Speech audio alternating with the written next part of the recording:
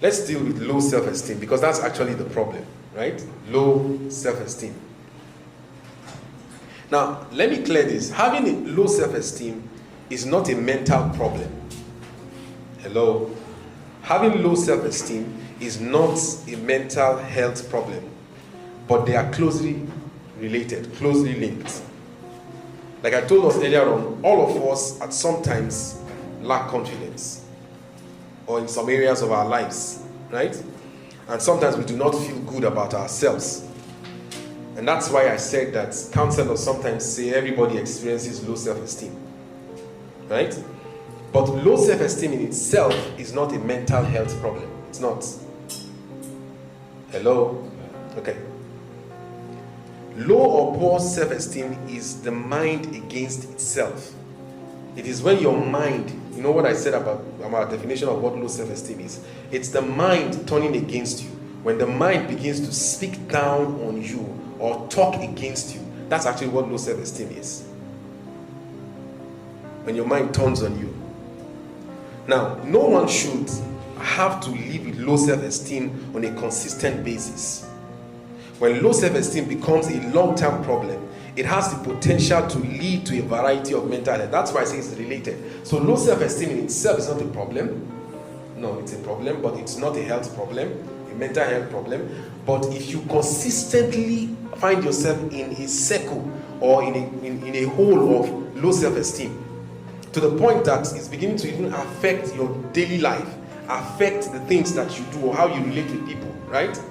It can degenerate into a mental problem, a mental disorder, like anxiety. Now, anxiety can be a disorder, or depression. So people with low self-esteem who battle with it for a long time maybe have a problem that further reinforces it, and they cannot get themselves from stopping to think about themselves negatively, tend towards depression. So you may also find it difficult to pursue your goals and maintain a healthy relationship. Low self-esteem can prohibit you from enjoying life. It can seriously impact your quality of life and increase your risk for experiencing suicidal thoughts. Now that's depression leading to suicidal thoughts. So sometimes some of the signs of low self-esteem can be signs of mental health. That's why some people say low self-esteem is a mental problem, but in reality, that's not a problem. It is that inability to be able to pull yourself out from it. Right? That's the problem. And that's one of the things that we're learning in this class, or we're going to be learning in this class, pulling yourself out of it. Because from time to time, you will have situations in your life that will want to push you into thinking negatively about yourself. Everybody experiences down times, right?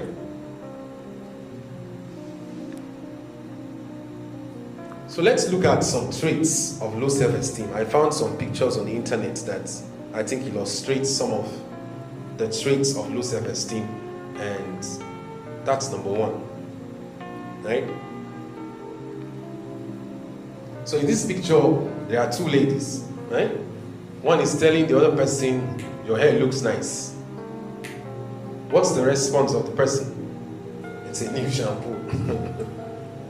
That's saying my hair doesn't really look nice. What the person saw is that your hair looks nice, right? And they complimented you. But what you are having problems with accepting compliments. That's one of the traits that this person is suffering from low self-esteem. So rather than accepting the compliment and just saying, wow, thank you, right? The person says, hey, it's because of the shampoo. It's a nice shampoo. That's why it's a new shampoo that I'm using. You don't accept compliments. So when you find yourself struggling with accepting compliments, somebody is trying to say, man, you try, you did very well, but you have a problem with that, right? That's a sign that you have issues with low self-esteem. So modesty is a good thing. However, if it is too much, it's a sign that there's a problem. Not wanting to show, say you did or you sabi do something, is a good thing. But when you push it to the extreme, to the point that you now do not believe that you can do anything, right? I think you see it in the next slide. When you have trouble accepting positive feedback, there's a problem with the self. There's a difference between being humble and not being able to accept compliments. That's not humility. This is not humility.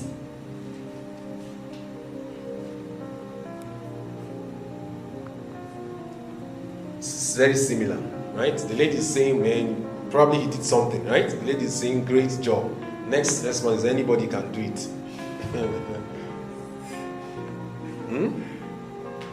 That's a trait of somebody who has low self-esteem.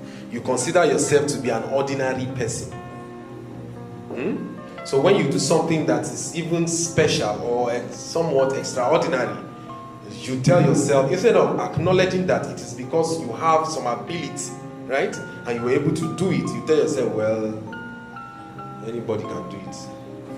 There's nothing special about me. Right? When you have, feelings of incompetence or unrealistic feelings about your abilities, you feel like you cannot do it. It's not, I don't have ability to do it, even though I'm doing it, but it's not because I have ability, right?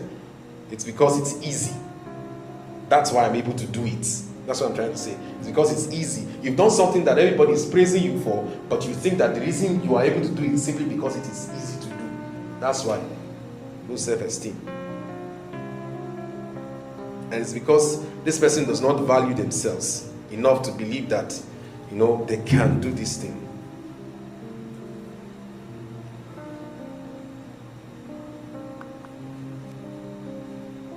So two people are laughing on the one side. They're laughing at my fat legs.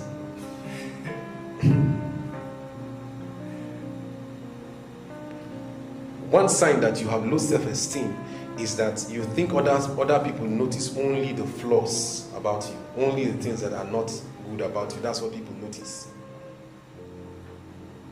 There are times when we enter into a place like this, right, with many people, and there is, when you sit down, that's when you realize that there is a tear on your skirt or a tear on your trouser, right? And the next thing is that you think that everybody has seen it. Because somehow you think everybody is just looking for whether your skirt is torn or not. Two people are talking and they are laughing. The next thing you think that they must be talking about me. Some people even become very aggressive. They come, what are you talking about? I know you are talking about me. I haven't seen many people like that. That's a sign of low self-esteem. I know you are. What are you talking about? I know it's me that you're talking about. Every time you just be gossiping and gossiping yourself. And then people are looking around, they are shocked. You know somebody like that? There are people like that. That's a sign of low self-esteem. And if you check it, they didn't even notice that something is wrong with you. It's just you who is so self-conscious about your flaws. You are focusing on your flaws. So your leg is not straight. But the guy is enamored by you completely. But you, all your mind, throughout the time you went out to go and eat, the only thing you are doing is trying to hide your leg because you believe that something is wrong with you. And there's nothing wrong with you. Low self-esteem. A person with low self-esteem treats themselves with great criticism and often projects this inner critic as a real one from others. So what they are saying is that sometimes people who have low self-esteem, they criticize themselves a lot. So you look at yourself in the mirror, and the only thing you see, instead of seeing how beautiful every other thing is, the only thing you see is that my nose looks a little big. And then you focus on that and criticize every other thing that is fine about you based on the fact that you believe that your nose looks a little big. Then when you go out now, you are not looking at people and saying they are thinking my nose looks big. You are projecting it on them. Even though they are not even thinking about that. They are not even looking at that. That's because you are focused on your weaknesses. And let me tell you something. Everybody has weaknesses. I just told us now that there is nobody who is perfect. There is no perfection under the sun. Hello? Everybody has a flaw. It's just that some people's flaw, clothes can hide it very well, and some people's own is on their forehead, and everybody can see. That's just the difference. But everybody has got flaws. Everybody has got flaws. And let me tell you something. People are not going about focusing on your flaws. When somebody meets you, they are not looking, except of course if there's a problem with them, that's another kind of problem. But people don't go out looking for your flaws. When we talked about self-worth, you realize that, even this morning I was saying before the other, most of you came in. Self-worth tells you, I am more than being beautiful. Right? I said that last class when we were talking about self-worth, and then this morning I also said it. That's why self-worth is higher than self-esteem, right? So self-esteem is, I am beautiful. Self-worth is, even if I don't look beautiful, I am still valuable. Even if something looks wrong, right? I am still a valuable person.